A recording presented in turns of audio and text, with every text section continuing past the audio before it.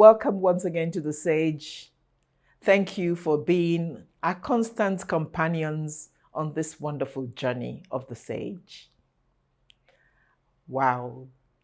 It's been an exciting time for me as The Sage and for the show because of the things we've been able to bring back from my recent travel outside the country. I had the privilege to go to a few places, but particularly my time in Canada was very memorable. If you remember from having listened to some of our recent episodes, I had the opportunity to attend the Black Canadians Summit, the National Black Canadians Summit in Halifax in Canada. It was so inspiring. I have described it in the detail, where I met hundreds of young Black Canadians, most of them of African descent, in the Canadian continent. They inspired me. They were wonderful. There were so many of them so well qualified. They'd made wonderful contributions to Canada, to the progress of Canada. And they came together in that summit to affirm it and to ask for equal rights with all as legitimate citizens and residents of Canada. Many of them were Nigerians, and I was so proud of them. If you've also listened to some of our previous episodes, I had the privilege, the opportunity to sit down and talk to some of them so that they shared their story with you, talked about their progress, talked about their hopes and views for Nigeria, and gave hints about some of you in the audience who may want to venture out in the diaspora, how to go about it. Yes, it's been exciting. This past few weeks have been exciting. And now we're back on this beautiful soil that is ours, Nigeria. And I was doubly blessed by having one of the most remarkable of the young Nigerians in the diaspora actually here in this country at this time, and so able to complement my discussions with Nigerians in the Canadian diaspora. Trust me, the discussion with this remarkable young man is a treat that you will remember for a long time to come. Why? Because my guest is unique, or perhaps, I don't know whether unique is the word. My guest typifies what I see as the perfect combination in a Nigerian young person who decides to venture and live in the diaspora. What I say to them, it is a good thing to do, by all means. The opportunities are better. Go there, excel, show them that we Nigerians are the best in the world. But never forget your continent from where you are descended. Never forget Africa, but perhaps most importantly, never forget the fact that you're in Nigeria. Straddle both continents as you continue to be perfect out there in the diaspora. Find time in your life, in your ambition, in your plans to concretely contribute to this our wonderful country. My guest today has done that in such wonderful ways. Not only has he excelled in Canada, but he's also shown his mettle in Nigeria. He's demonstrated the courage that is required to sacrifice time and money and be part of Nigerian politics, Nigerian life in such a way that would allow him or provide him the opportunity, if we allow him, to contribute to the positive development of our country. There couldn't be a better combination in a person. He's a treat. Stay with me to meet this wonderful guest in the next segment.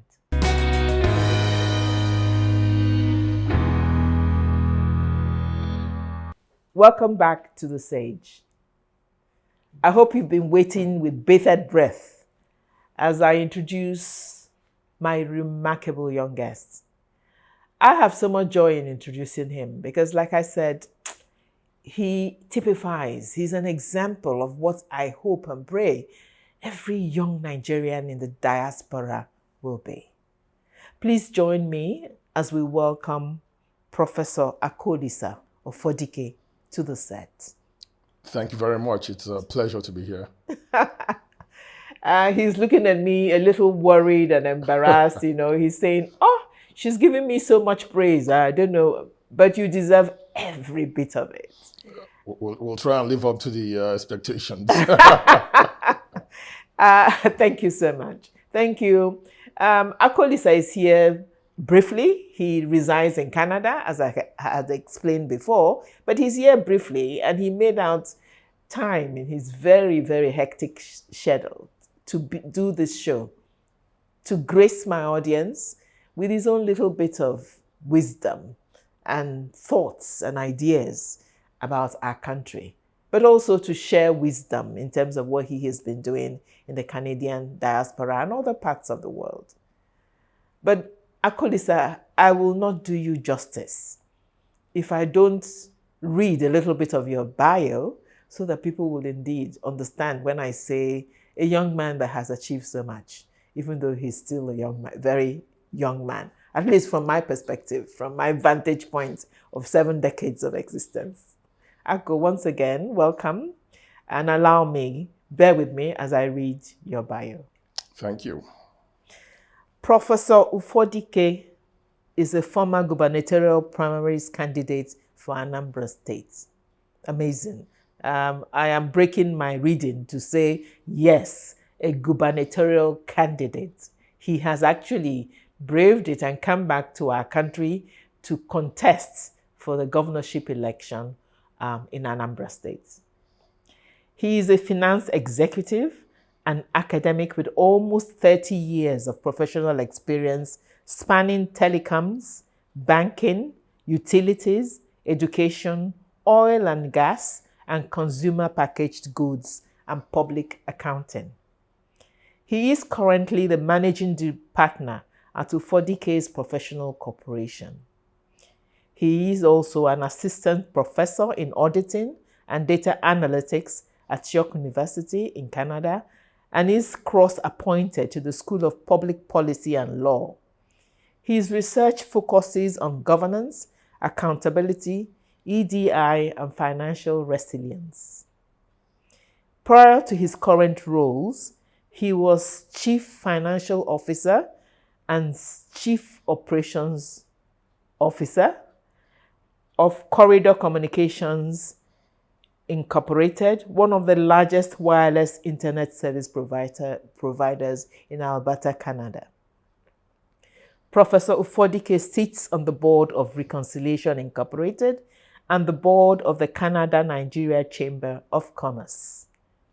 He is also a member of the University of Calgary Senate and is a member of the Provincial Audit Committee of Alberta. A graduate of Haskins PhD program, Professor Ufodike is a Canadian Chartered Professional Accountant, a US Certified Professional Accountant, a UK Certified Chartered Accountant, and a Certified Fraud Examiner. He is also a Certified Director of ICD of the Institute of Corporate Directors. In 2014, Professor Ufodike was recognized by his peers and awarded the Fellowship of the Chartered Professional Accountants Association in Alberta, becoming the first Black FCPA in the province. Professor Ufodike is the founder of the Association of Black Conservatives and a DG of the campaign for the Honorable K.C. Mado, the first Nigerian elected in Canada as the first Black Minister of Justice in Canadian history. He has served on the board of several charities, including the Black Business and Professional Association. Professor Ufodike was also previously served as a treasurer for the Scouts Canada Chinook Council for 3 years, after which he became indeed the chairman of that association. I think my case is proven.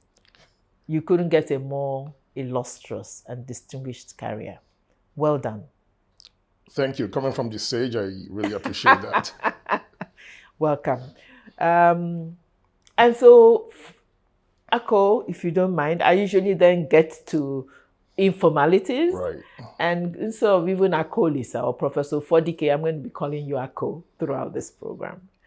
It's been my name for 40-something odd years. Yes. So great. So Ako, you've done well. I read your bio with pride. Like the mother, I represent the mother generation for you guys. Some of my own children are your age and so on.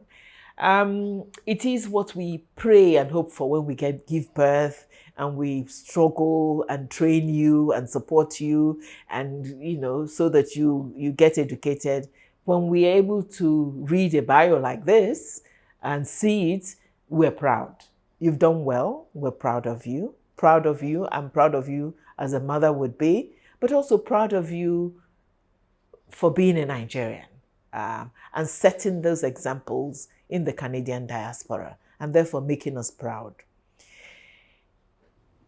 To many of the audience that are listening to us, I'm going to ask you, tell us, how did this come about? What led your passion for the many things you did and achieved? What has been your life's journey? So it's easy to summarize now with hindsight. But at the time when I was, in school and getting my education, taking some of these credentials, I wasn't entirely sure how it would all come together in the future. But today, with the benefit of hindsight, I'll quote my daughter, Zara. Zara says that I'm defined by business, that's her dad, business, politics, and family. And, when I think back to all the things I did in the 20-something odd years I've been in Canada, it's always been along one of these dimensions, something that was able to get me down the path of becoming an entrepreneur, a business education that led all the way to a doctorate. Things I did that allowed me the exposure to venture into politics in the Canadian space and eventually here in Nigeria. And obviously, I was blessed. I met my spouse because she came to school in Toronto, where I lived at the time, and we got married afterwards. So with the business education, when I left Nigeria, I had a degree in physics. I actually came from a background in the military. I went to NMS Zaria, I went to NDA Kaduna, and I left, just before I was commissioned. But I went to work for an investment bank, Intercontinental at that time, that's since morphed into, I believe, Access Bank today. When I left for Canada, though, I realized that my education as a newcomer from a foreign jurisdiction did not really count for much in Canada. So a lot's happened. Canada has evolved as a society since then. Nigerians are the fourth largest, when you think of permanent residents in Canada right now. So Nigerians provide the fourth highest number of permanent residents to Canada. Yes. So there's a lot more recognition for Nigerians, the qualification and education of Nigerians than there was when I applied to become a permanent resident. So the one path to try and improve my, situation was education. I mean, I thank God I had both parents who were educationists, if there's such a word. Yeah. And they had ingrained that value in me that, education was going to be your path out of your current circumstance. So I got to Canada. I was working in a job that I felt I could do better than that current role. In the evening, I was also working at UPS. I was lifting boxes and putting those boxes in trucks. With e-commerce, those boxes got heavier, and I realized I couldn't be doing that for too long. So going back to school was the path out of that situation. And once I got a bachelor's from a Canadian school, and then I never stopped. I did a master's and a PhD eventually. Wow. I listened to you attentively, and there were so many things that struck me, as you said. I think the first is the fact that you said, as your daughter says, Zara, beautiful name, what defines you are three things: enterprise, family, and what was the other one? Politics. Right. I think that's beautiful. That summed your major interests in life. But you also talked about the fact that, yes, you had your roots here in Nigeria, your training, earlier trainings. You moved to the diaspora, as many of our other young people in Nigeria are eager to. But that you soon found that though you had the qualifications here, they were not so highly priced, and that you needed to do more training and certifications in Canada to better your chances. But what I think is important that I bring out from what I understood you said was that in doing that, one needs to do menial jobs if necessary. You talked about the liftings you had to do, and that one shouldn't be too proud to do them. The necessary part of that, adjusting and growing.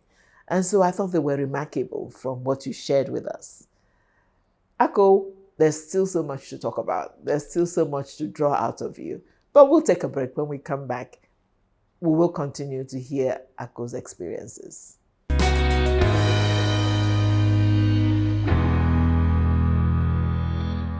Welcome back.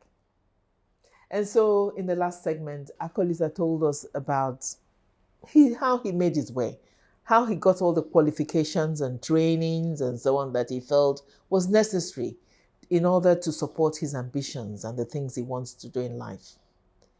But as I introduced him, I also did say that not only did he work, train, certified, became a professional in Canada, he never forgot us as Nigeria. He never forgot the fact that we remain his heritage. And the fact that what I think is beautiful about this is that he can be effectively a Canadian, but also effectively a Nigerian. And he showed us this by coming back at a point in the recent past to actually find the courage to embark and be part of the Nigerian politics at what I would think one of the highest levels, to compete for the gubernatorial position in Anambra State under one of our political parties. Akolisa, please tell us about it. Great. So, my first, venture into politics was in Canada. So I ran for, I saw the nomination for one of the parties back in 2015. And after doing that, I think it made, it got some airtime. I was in a discussion later on, about a year later or two, with Professor Ebisun Wosu, who I consider a political mentor of sorts, and he's from Nnewi as well. And we're talking politics generally, and he was of the opinion, and there is validity to what he said, that if I was to get involved in politics in Nigeria, that perhaps the impact would be an order of magnitude more significant than in Canada, a society that functions effectively and already has good governance structures and institutions. So in 2017, anyways, I decided, we kept talking politics, but I decided I was going to take the leap and put my hat in the race in my state. I'm from Anambra, for the gubernatorial primaries. Few things stood out for me. First off, there was only two women in the race, and that's remarkable because I might be wrong here with the numbers. The fee was 5 million naira, I think, for the ticket back in 2017. Women got to pay 1 million, so it was just a 20% of the actual fee that women had to pay. Yet there was only two women. And those two women were politicians already. But I felt it spoke to the state of affairs of the political situation in Nigeria, because I can tell you that being from Anambra, there's at least 100 women that I can recommend that will make excellent governors, including the sage. Yeah. But yet people must have been exceptionally skeptical about politics because there was no woman from the private sector who took part in the process. But I digress somewhat. In my case, I decided I was going to do it nonetheless. The field of men was also primarily politicians, what I like to call former this and former that's. There was a former minister, there was a former senator, I was going to contest, against those individuals, only to be disqualified by the party. Wow. So the PDP, I guess I've named the party now. The PDP disqualified me, and I, ended up in a nasty situation where I had to threaten litigation. I was down the path of litigating already, and then they overturned that decision. What was their decision? Why? Why did they? I was disqualified because I was a dual citizen, which is nonsensical, because there's nothing in the Nigerian constitution, that bars natural-born Nigerians from maintaining dual citizenship. Incidentally, the case that the precedents for that, lawyers like to cite precedents, was actually a PDP case. So the PDP had disqualified someone in the past. I believe it was at Jimobi, if I have my facts correctly. And if we all recall, he eventually won that case, eventually became governor. So the precedent for that case was PDP was the defendant. And yet, 15 years later, they were still trying to use the same antics. So it required a lesson in history to the party. And eventually, I was allowed to run as a candidate. The state of affairs obviously has evolved significantly since then. There was a lot of political apathy, not just amongst the youth, but also amongst Nigerians, in general. People do not necessarily believe that the political process can be fair, objective, and produce the intended outcomes. And I think here's what's changed in all of that time. I think it's NSAS, right? Okay. Because you think it was a landmark period for this country? I believe so. I believe so. It got, people speak of youth, derisively in Nigeria, right? So if when a politician says you're a small boy, or you're a young person, they don't mean it in a nice way. They mean it, derogatory. In a derisive way. Or when they say you're still young, you can do this later. It's not intended as a compliment. It's intended as derision. But I think, NSAS sort of showed that the youth had run out of patience. Obviously, it took militarized action to sort of quell that. But all that happened effectively was it just simmered down, and this political movement that, or awareness, I should say, that Nigerians feel today, that the youth feel today, really is a continuation of that frustration that folks felt with NSAS. And for the first time, we're learning how to channel that frustration in a productive way, i.e. into political advocacy. We're taking it from protest to policy. Policy, to politics, to actual participation. Yeah. Again, I pick, there's so many things in what you're saying that, leaves me excited. One is the very thing that made you give serious consideration to coming back to actually embark on the political journey, which is somebody ABC saying to you that, yes, you are interested in politics. You're trying to exercise that interest and gift in Canada, but perhaps Nigeria, your home country, could benefit more from your political activities and from your leadership abilities. And I think the fact that it's talk, and I want to repeat it to all of our young people in this country, both in the diaspora and within, that it remains an important statement. You must listen to it, let it resonate as it did with you, and give serious consideration to being part of the political action. The other statement you made, which excites me, I'm biased towards that, is the fact of the gender, should I call it inequalities? The fact that there are very few women running, and the situation hasn't changed. Women constitute approximately 50% of the population. There are tons and tons of qualified women. And I am biased, but let me also say that I think actually women sometimes make the best leaders because there's more of the heart in what we do, the more of the mother.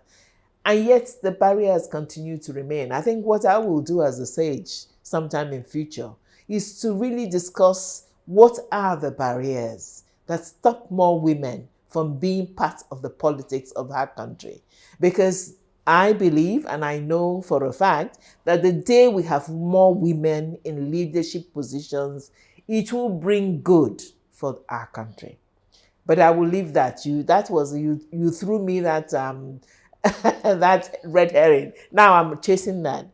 Again, it is good. It is good that there are young, determined, educated people like you who is able to take on, issues like the one we just described in your political party, where people disqualify you because they're looking for anything with which to disqualify and reduce the competition. So there's so much to learn from your experience. And so I'm going to ask you, look back on that, your journey. Is there something you will have done differently, do you think? And what are you saying to others who might want to venture, come back, be part of it, particularly at this wonderful time in the history of our country when we're gearing up for 2023? What if you decided to do it again? What would you do differently? And how will you encourage others who might want to do it? Yeah, so great.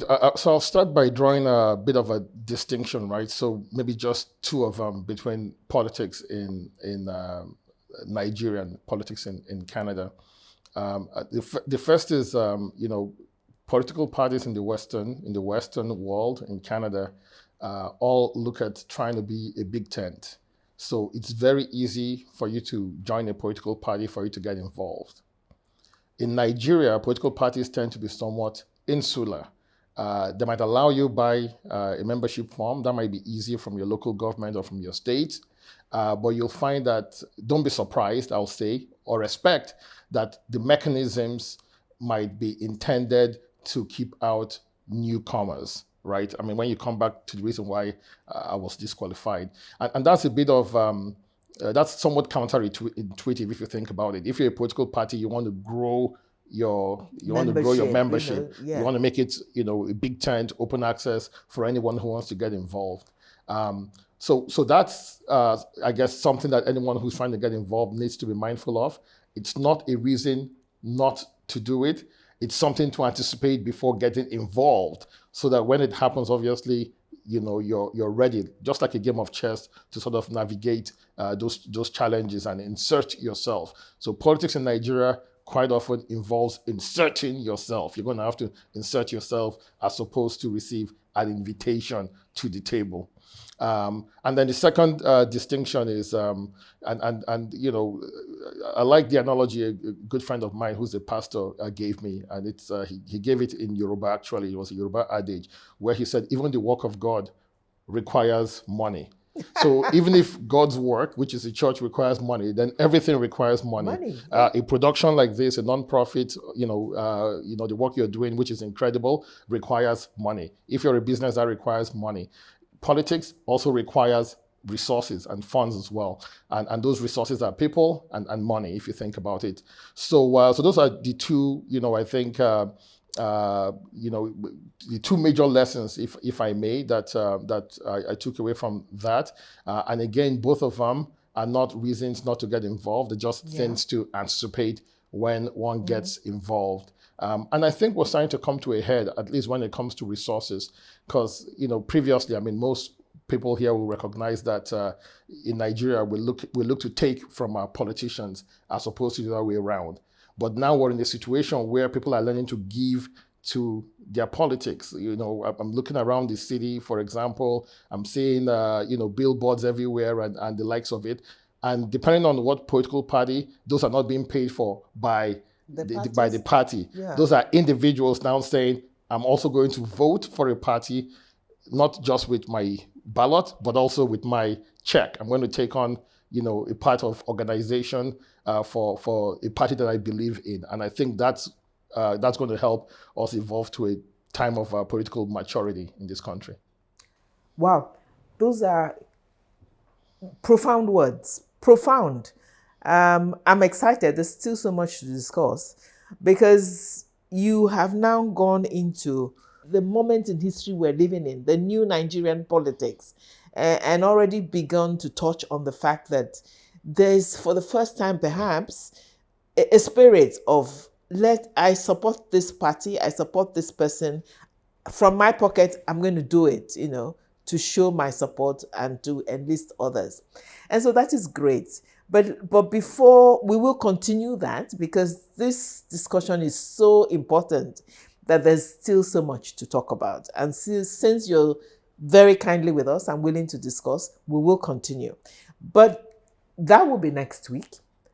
But before we break up for this week, let me remind you, our audience, about what Akolis has said. 2 gems he dropped when it comes to his encouragement of people like him, of similar minds, who have a real interest in being part of the political change in this country and embarking on that journey. 2 things to bear in mind. One is the fact that don't be thinking there will be a big door waiting to welcome you necessarily as you want to become part of the political party, that you need to make your way there and make it clear to them that you want to be part of of their party and of their process. And the other thing is to bear in mind that it does cost money. Everything costs money. To attend a meeting, the transportation, to print your manifesto, to have meetings and so on, everything requires money. I like your analogy about the fact that if non-profits like us on the Sage and Conversations for Change need money to continue to exist and do what we do as a contribution to our country and as a contribution to our society. So thank you. Like I said, we're just beginning. The discussion continues. And to all our guests, we say, stay glued. Join us next week as we continue our discussion with this remarkable young man, Professor Fodike. Thank you. See you next week.